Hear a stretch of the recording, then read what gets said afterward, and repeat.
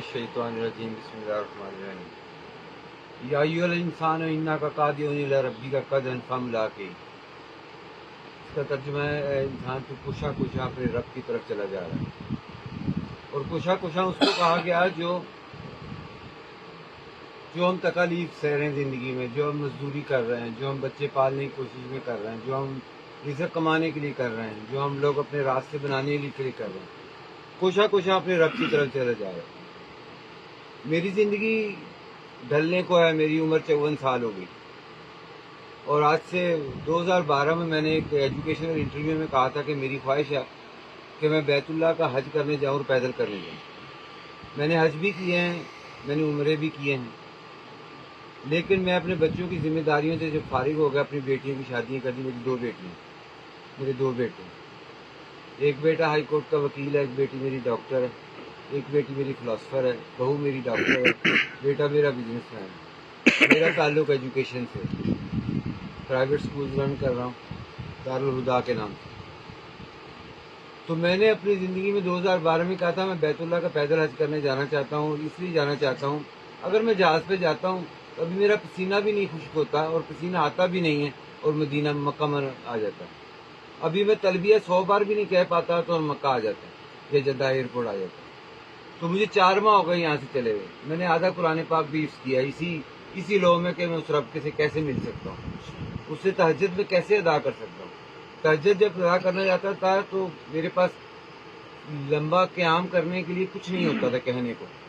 तो उस लो में मैंने कुरान पाक हिफ्ज़ करना शुरू किया। अभी तक मैं वो कर सका हूँ, लेकिन आधा कुरान पाक हिफ्ज़ कर।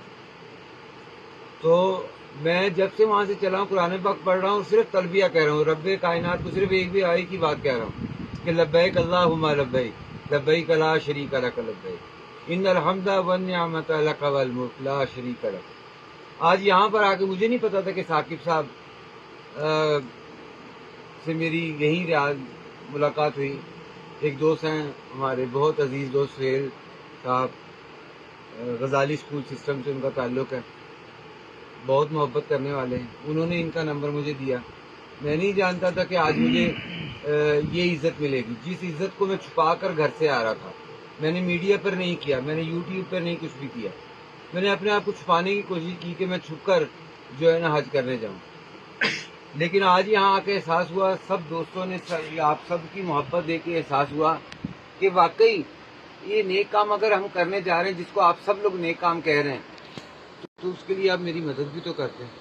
मुझे क्यों कहा जा रहा है कि आपको सऊदी अरब हज अप्रूवल नहीं मिलेगी? मैं तो घर से हज करने के लिए आया हूँ, और ये कह के आया हूँ कि जहाँ पर मेरी जान निकल जाए मुझे वहीं दफना देना। ये मेरे साथ है साथी, ये अल्लाह गवाह है। और इनकी लिए मैं जमानत लेके आया हूँ कि तुम्हें मैं वापस लेके आऊँगा अगर मेरा हाथ, और अगर मुझे कुछ हो जाए तो मुझे वहीं दफना देना। अब ये कुछ दिन पहले एक्सीडेंट जो हुआ, मुझे नहीं पता कि मैं कैसे बच गया हूँ, और जो मराहिल थे या जो शवाहिद थे वहाँ एक्सीडेंट के, वो ऐसे लग रहे थे, वो डॉक्टर भी कहते बच कैसे गया। लेकिन एक 40 फुट का ट्रेला 70-80 की स्पीड में आपको पीछे से टकरा रहा है और आप फिर खड़े। तो ये अगर मैं आया हूँ हज बैतुल्लाह के लिए, शायद इसलिए दोबारा बच गया हूँ, नहीं तो वो मिट्टी तो बहुत पड़ी है जिसमें मुझे दफनाया जा सकता था। मैं अपने घर से सिर्फ हज बैतुल्लाह कर रहा हूँ।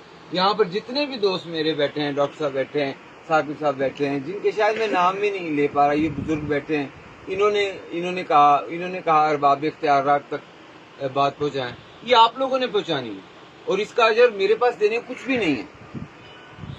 मुझे ये एक्सीडेंट के बाद ये भी कहा गया कि आप क्लेम करें, आपको 100,000 रियाल मिलेंगे। मतलब मैं 100,000 रियाल नहीं लेने आया, मैं तो सिर्फ हज बैतुल्लाह करने आया हूँ।